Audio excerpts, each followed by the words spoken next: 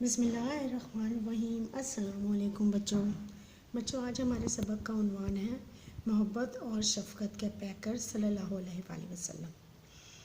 بچوں آپ نے سب سے پہلے اس سبق کا مشقی خاکہ بنانا ہے۔ مشقی خاکے میں پڑھائی، سوال جواب، واحد جمع اور الفاظ متضاد شامل ہیں۔ آئیے سب سے پہلے ہم اس سبق کے سوال جواب کرتے ہیں۔ سوالوں کے جوابات لکھیے۔ پہلا سوال ہے، صحیح بخاری کس چیز کی کتاب ہے؟ اس کا جواب ہے، صحیح بخاری حدیث کی احادیث کی مشہور کتاب کو صحیح بخاری کہتے ہیں۔ دوسرا سوال ہے، آپ صلی اللہ علیہ وآلہ وسلم بچوں سے پیار کا اظہار کس طرح فرماتے تھے؟ اس کا جواب ہے، حضور صلی اللہ علیہ وآلہ وسلم